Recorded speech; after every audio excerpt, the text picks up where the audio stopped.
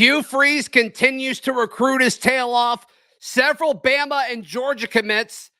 They seem to love Auburn. Freezing temperatures are likely for several hours inland and a few hours closer to the coast.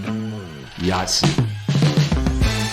You are Locked On Auburn, your daily podcast on the Auburn Tigers. Part of the Locked On Podcast Network, your team every day. Yes, welcome on into Locked On Auburn, your daily Auburn Tigers podcast. I'm your host, Zac Blackerby, and thank you so much for making Locked On Auburn your first listen every single day. Happy Recruiting Thursday. We're celebrating with John Garcia, Locked On Recruiting Insider. John, I don't know what it is, but more and more commits from Alabama and Georgia. They can't stop visiting Auburn and seeing what Hugh Freeze and this staff has to offer. And, I mean, we've talked about this before, right? I mean, this staff under Hugh Freeze, they're not going to quit. But you look at Demarcus Riddick, Perry Thompson, Sterling Dixon, and Ryan Williams, the 2025 guy that there's rumors of him reclassifying. But all these dudes either committed to Bama or Georgia. But, man, they visit Auburn a ton, and they keep coming back and scheduling more and more visits. What do you make from this? Well, they're all in state too. I think that's really where, when we look at the end of 23, that cycle, how it was such a resounding success within state lines via the flip game, by the way. Sure. When you look at that recent precedent, now you've got to say, well, this is going to be an opportunity for history to repeat itself, but also with a lot more time and a lot more effort and a lot more structure from Hugh Freeze, literally, on down. You know, I think that's the difference to where you're as a Georgia fan, as a Bama fan, you've got to be like, hey, now, why are they still making all these visits? And then every kid who makes a visit is like, oh yeah, I'll be back for A day. And then they're like, maybe an official, you know. So now it's like there's a coordinated strike going down, you know, from a timeline perspective. So I do think this has been again, just getting these recruits on campus is a big deal, even though they are all, you know, Yellowhammer State natives. Still getting them on campus while committed to, you know, really the powers in the conference and nationally is a big deal, because there's a certain layer of recruit that wouldn't have done that. I mean, like Sterling Dixon, there have been zero rumors for any other school since he committed months ago. And now all of a sudden he's showing up at Auburn and he's already talking about a return trip to the Plains. So there's clear buzz, and there's clear the effort is starting to match the tangible here. You're starting to get multiple visits out of other recruits. And when you start to build a case for a flip, those have to happen. Those are non-negotiables in that quest. So to have that combined with Hugh Freeze, again, spearheading a lot of these recruitments personally, it hits a little bit different because, you know, Nick's not going to do that. Kirby's not going to do that for the most part, especially with folks in the state of Alabama. So the fact that Hugh is really resonating with this class of 2024. And it's no surprise, you know, a couple of receivers in this conversation, no surprise to see some of the positions being represented by some of these flip targets, but it's just been remarkable. I don't know if there's a school in the country that's done as good a job as Auburn has with getting recruits on campus during the spring without using officials, without paying for it. Auburn's done as good a job as any school in the country in the month of January and now again in the month of March. John, and I mean, Hugh's putting his he's walking the walk and talking the talk, because on Monday, when we got our 20-minute media window, they let us out there early. So we were probably out there for about 50 minutes, 45 to 50 minutes. And I'm looking like, where's Hugh Freeze? And he's off to the side the entire 50 minutes that we were able to see. He didn't coach a second. He did the press conference, then he walked out there and he was talking to recruits, and it looked like it was a recruit's father that was with him. He spent the whole time talking to them. And it's like, man, he's like, I'm going to let my staff coach. I'm going to recruit because we need more talent in the future. And it's just, you're not going to see other people do that. And I can't imagine if I was a 4-star kid and I'm out there and I'm talking to this head coach the whole time. And it's like, are you not going to go like, coach? Oh no, I'm more important. You want me whistle or something? Yeah. You want me that badly that you're valuing time with me over anything else that you could possibly have access to right now? It's powerful stuff, man. There's no doubt, and also shows a lot of trust that Hugh has in his coaching staff there simultaneously.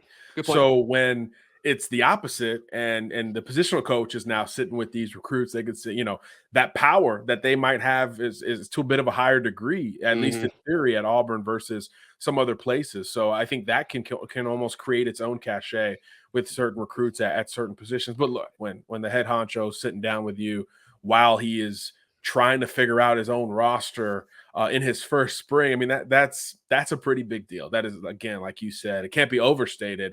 Yep. That doesn't happen. That doesn't happen in the 10th spring, much less the first spring of a new regime. So I just think the consistency and the energy it takes to put recruiting first every single day, it's going to detract some. It's going to cause a little bit of, I'm sure, angst with the Auburn fan base. But from a talent perspective and a talent acquisition perspective, which many will argue is just as important as the X's and O's, right, will be no lack of effort. And again, we can say it every single time we're on together. That is a big deal. That's just not something that happens across the board. There are a lot of coaches that want to CEO the thing, but that means they're delegating recruiting on top of everything else. It's not CEO, but I will be the infantry when it comes to recruiting these guys, face-to-face, text, phone calls, the whole nine. It just seems like the battery never dies. All right, so you mentioned Sterling Dixon. Let's start with him of the four guys we've already mentioned. 4-star linebacker. He's from Mobile, plays at Mobile Christian. Alabama commit. On3's prediction machine, which I'm not exactly sure how they do this, but it's still fun to look at. The Bama commits at 62.8% to Bama, and then Auburn's 34.5%. They throw 1% to LSU. Right. But in his most recent visit, he's got a quote saying that Auburn's making it hard to just sign with Alabama. It's like, how can you just say that if you're not like legitimately interested? There's no doubt there's legitimate interest, because the first visit is now leading to 2 or 3, and that's the biggest difference. And that's why these visits are so well covered, because they really are the gateway for change from a recruiting perspective.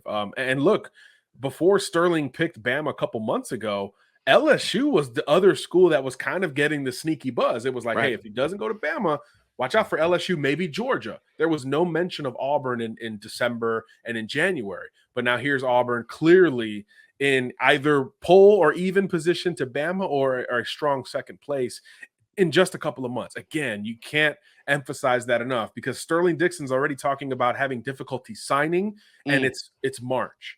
Can't sign until I think December 14th is the date in 2023.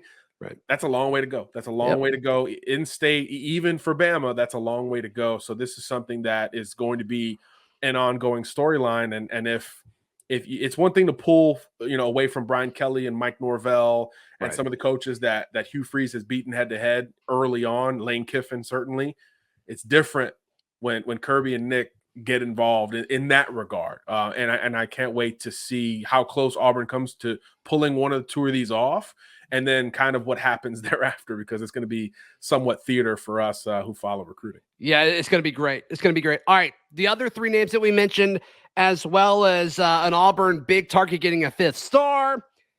And could we be celebrating a holiday on Friday? We'll discuss all that coming up in just a moment right here on Locked On Auburn. John, I'm sure you, just like everyone else, has had their bracket absolutely destroyed. But if you're still into March Madness, which some Auburn people may not be, I totally get it. If you are, head over to FanDuel. The tournament's just heating up. The Sweet 16 action, I guess, is getting going tonight. Right now, they've got a no-sweat first bet at FanDuel. That's up to $1,000 if your first bet doesn't win. There's literally no reason not to try it. So don't miss your chance to get a no-sweat first bet. FanDuel.com/lockedon. That is FanDuel.com/lockedon. Learn more. Make every moment more with FanDuel. Let's talk about another 4-star linebacker. This one, a Georgia commit, John Garcia. Demarcus Riddick. He is from Clanton, Alabama. Big body dude, 6'2", 210. And he committed to Georgia back in November. And once again, looking at On3's prediction machine, they've got him at a 27% to Georgia. He's got Alabama at 39%, Auburn at 31%. So not doing a good job holding on to Riddick are the Bulldogs. but another guy that he keeps going to Auburn, and it seems like he's really enjoying it. Well, look, Athens is more than twice as far away from Clanton as Auburn is. So I think that's part of it. And that's, again, this is now, if you're in a 90-minute radius of the Plains in particular, this is the target area, right? I mean, look, obviously Mobile, you want to win in, you want to do well in the 256 up there, certainly. But 90 minutes and closer to home, I mean, you've got to hit those areas hard. Now, Clanton's not going to roll out a bunch of prospects. Very good barbecue there. You'll lose cell service, but you'll have good barbecue there, in my experience. You're not going to have a lot of prospect coming from there, but Riddick is one that kind of caught a lot of people off guard last year. Like you said, quick rise, committed to Georgia, understandably. But since then, a lot of buzz for multiple programs outside of the state of Georgia, including Auburn, where, like you said, he continues to take visits. And I think what really is hitting home for these recruits, by the way, Riddick hasn't been to Georgia in quite a little bit, by the way, something to keep an eye on. Yeah.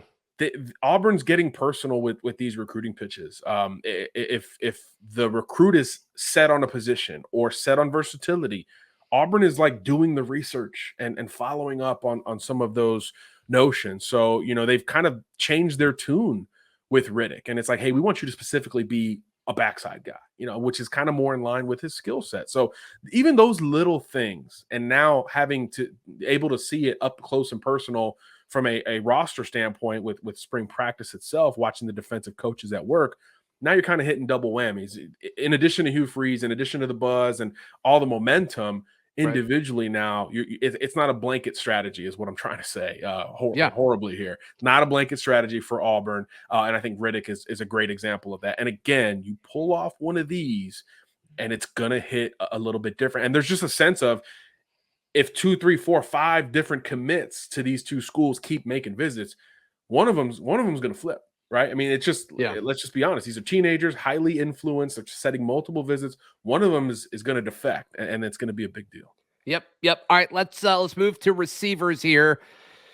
Perry Thompson, 6'3", 205 from Foley. He committed to Alabama last June, but keeps heading over to Auburn, another guy that Auburn's not letting up on. They don't care if you're committed. If you want to come to Auburn and visit, they're going to have you. And it seems like they're making the most of his situation as well. Yeah, I got a text from a good source of mine in SEC country that said, if there's a flip candidate to watch for Auburn, it's Perry Thompson. You know, that's the one to focus on just a little bit more. Again, all this stuff's on the table on either side of the coin. But with Perry, it's starting to feel a little bit more tangible. This is from somebody completely separate from all these programs, by the way. So I think the visits are really meaningful here. Again, receivers, I think, are going to be the position, quarterbacks too, where when Hugh is really locked in, it's going to feel harder to overcome because of that cachet that he has created at previous stops. And he's trying to obviously, bring back here now to Auburn. So I think with a big-bodied receiver like that, it's just an easier sell, frankly. And then you pair that with the youth and energy of a Marcus Davis, who seems to be hitting the ground running in a big way here from a recruiting perspective.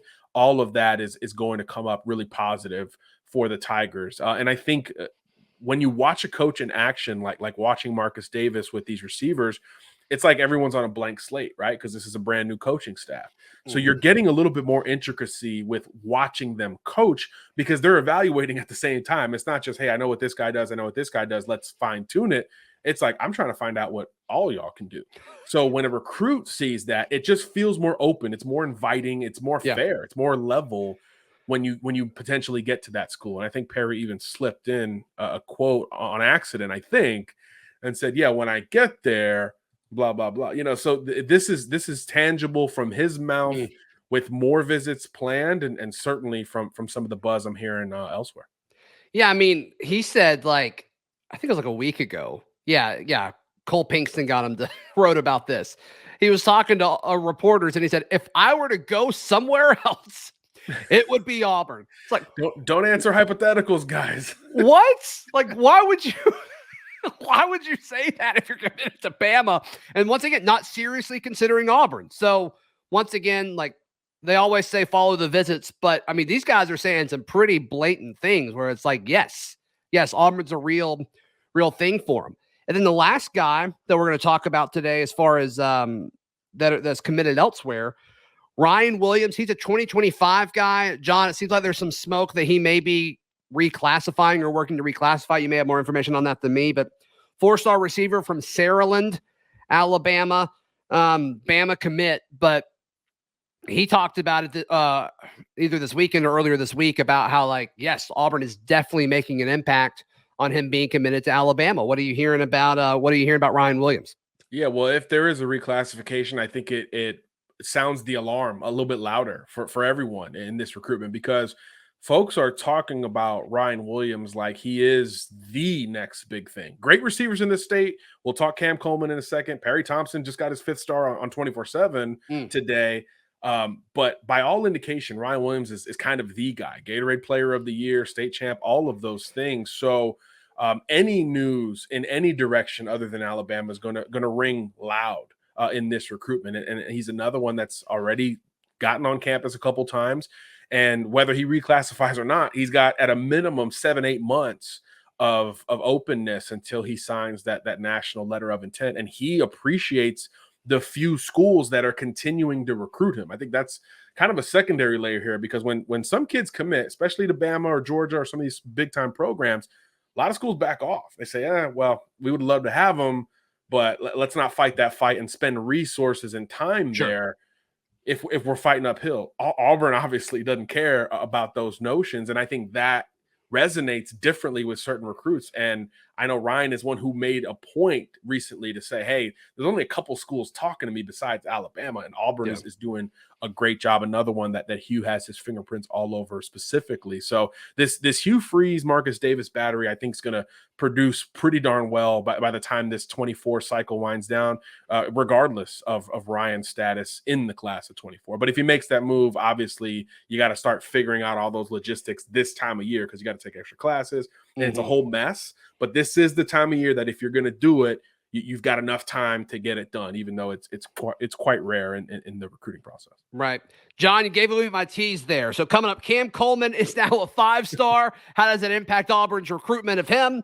And also, is tomorrow, could we possibly be celebrating a holiday? I'll tell you what I mean in just a moment. Right here on Locked On Auburn. The Built March Madness bracket is here. We know you have a favorite bar or puff, and now's your time to make it count. Go to builtmarchmadness.com to vote for your favorites. I will be voting for the caramel macchiato bar. It is my favorite. So it's just like if you want Auburn to win in anything, you need to support them. You got to support your favorite bar by going to builtmarchmadness.com. It also enters you to win a free box of Built products. Not only that, but one Locked On listener will win a 12-month subscription to Built to have Built's best bars or puffs delivered monthly straight to your door. If that's not a Locked On Auburn listener, I'm gonna freak out. So head over to builtmarchmadness.com for more information. John Garcia, Cam Coleman gets a 5th star as well from 247 Sports. Where is Auburn in this battle for Cam Coleman? He kind of went silent for a bit. Where are we standing with all of this? Right in the thick of it. He knows the local angle. I'm sure he feels maybe the pressure to be the guy who reverses the small trend there at Central Phenix City High School. Well, I'm trying to be reasonable here. It's only March. Look, he knows the deal.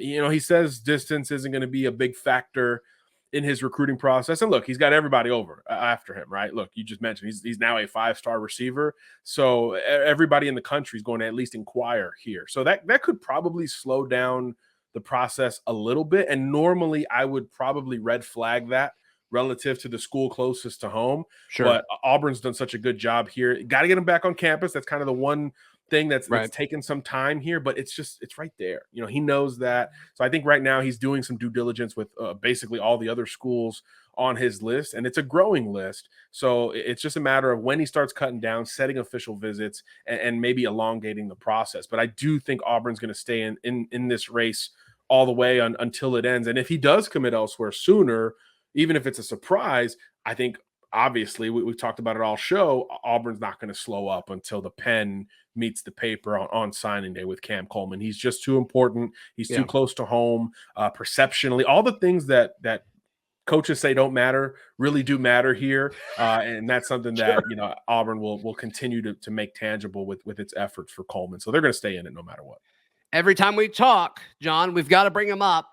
Phat Burnette, the very talented running back. There's some smoke that Phat Friday may be coming. Walker White put out a tweet, just a hypothetical, saying, I'd love to win a national championship with Phat Burnette at Auburn. I texted Walker about it. I'm like, hey, there's a lot of smoke about a Phat Friday. You hearing this? He's like, nah, man, I'm in the dark just as much as you guys. And I'm like, I don't believe you, but I appreciate you sharing me with that information and answering me. That's great. This has been a weird recruitment, right? I mean, we talked about how odd it was because it kind of seemed like Auburn had backed off. Burnette had said, I'm 100% open last time we talked, John. Where are we now? He's kind of back on the Twitter train teasing stuff again. I know that started back in November and we're in March here. Yeah. But look, on Monday, he said something is brewing and he tagged Hayes Fawcett, who is kind of the de facto graphics guy for commitments. So he's already got the top group out. So that's the natural progression in the graphics standpoint. So look, he's been at Auburn plenty. I think he got to FSU this week. So maybe that's a little bit of a dark horse to keep an eye on. But the combination of Hugh, Cadillac, apparently Walker White needs to be thrown into this conversation too. And I agree with you. He's a smart guy. He knows when to say something and when to hold off. Yeah, if he was committing on Friday, he totally knows. If that is to happen, he totally knows. That's a good sign. Replies are a good sign in this time relative to recruiting. So yeah, I think if something is brewing, as Phat Burnette tweeted out on the 20th, I think that's probably best news for Auburn, unless he took a visit to FSU Tuesday and completely flipped and changed everything in his recruiting plan, which is probably unlikely. So sooner the better. We've been saying it since November, but it appears as if the sooner is very close. And Phat Friday would be one of the coolest commitment landmark events that I've witnessed in over 10 years. Yeah, it'd be pretty cool. And he's the type of personality that this kid has. Like, it seems like it would fit. Like, I'm all about it. Oh, yeah. I'm all about it. John, how can people check out everything you've got going on, brother? Yeah, well, the fine folks here at Locked On have me quite busy these days. So check us out in an audio-visual form. And, of course, we're talking ball on Twitter every day, John Garcia _JR. Find all my written work at auburndaily.com, and we will see you tomorrow. This has been Locked On Auburn.